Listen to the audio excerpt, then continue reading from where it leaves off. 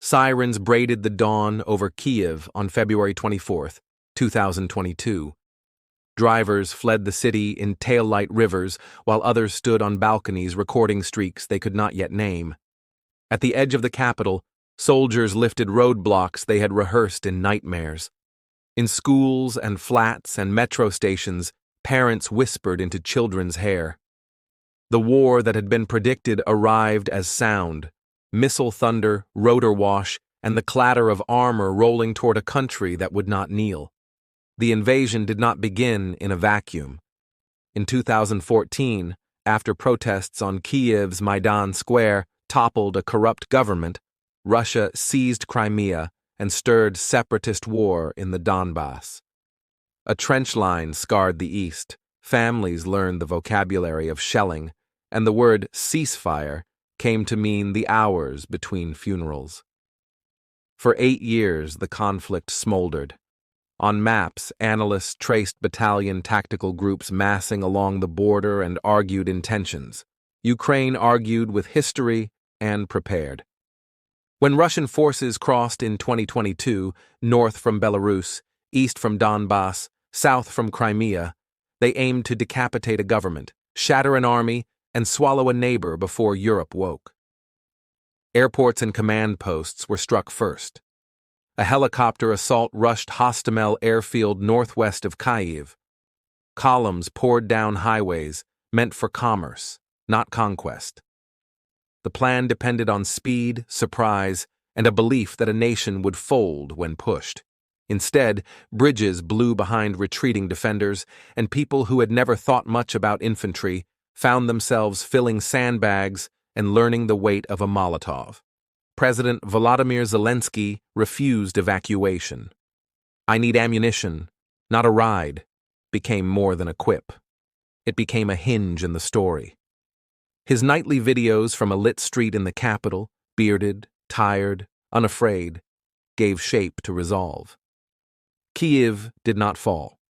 On the roads north of the city, ambushes bit long convoys and turned modern armor into graveyards of twisted chassis. The Irpin and the Buka River crossings became names of defiance and of atrocity, bodies left in the open, hands bound, bicycles fallen beside them like punctuation marks too small for the sentence. Elsewhere, the south bled. Mariupol held for weeks under siege until steel plants became warrens, a city-scale bunker where medics stitched by phone light and artillery redrew every block. The port of Kherson fell early. Then, months later, cheered its liberators.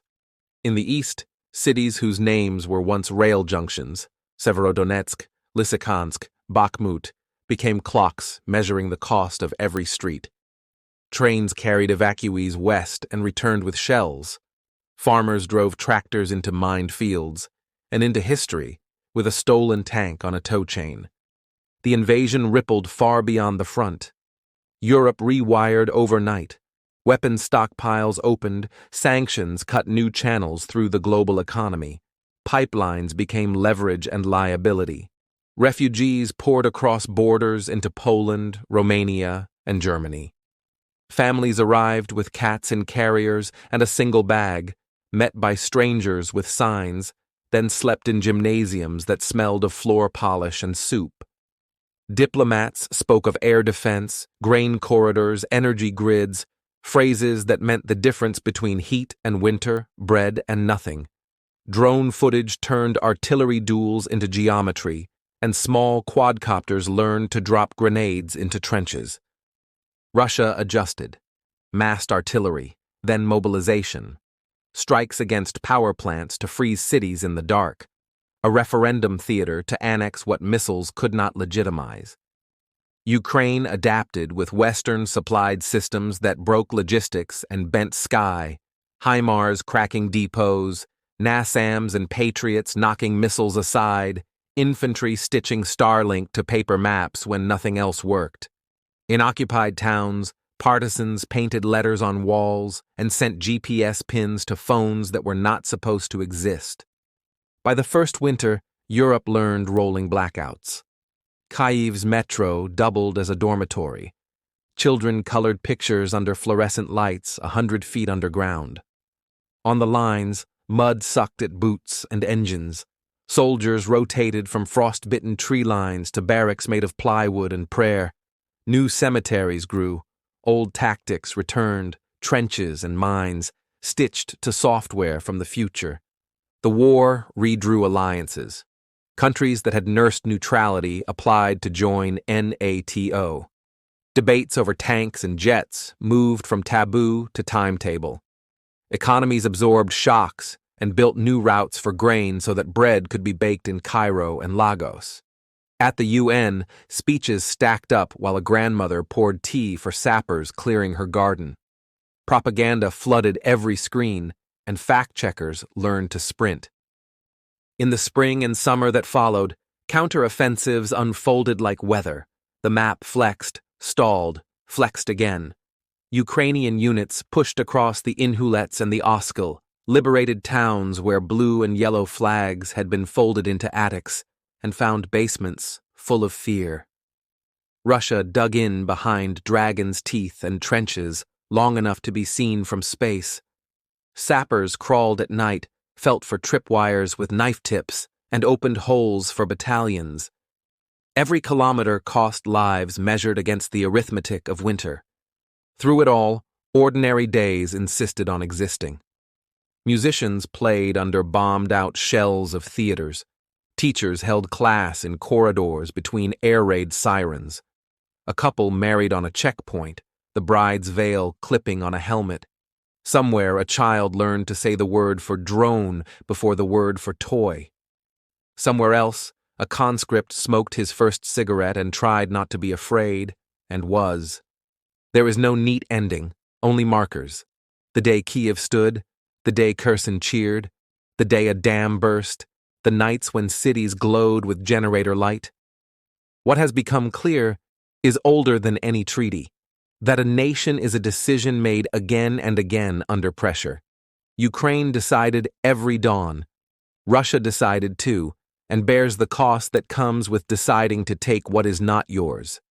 Outside observers kept score in weapons and meters on a map, but inside Ukraine, the score was counted in candles and names.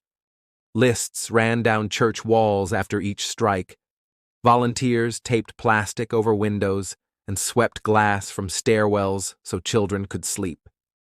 Air defense crews learned a city's skyline like a melody, where to stand, when to fire, how to slice a Shahed drone out of the night without hitting the street beneath. Moscow learned euphemisms. Kyiv learned to charge phones the moment power returned.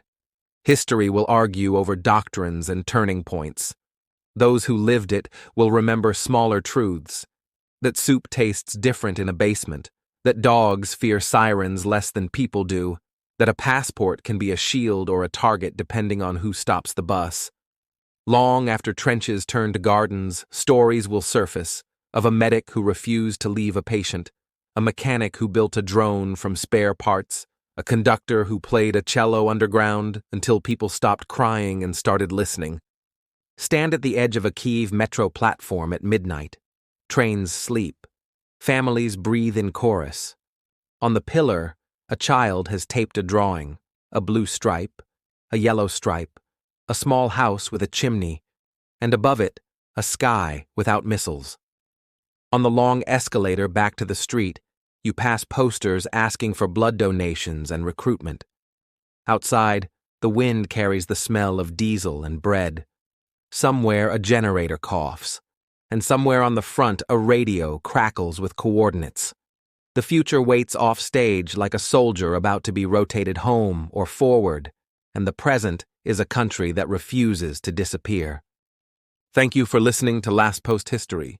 Subscribe for more true stories from the world at war.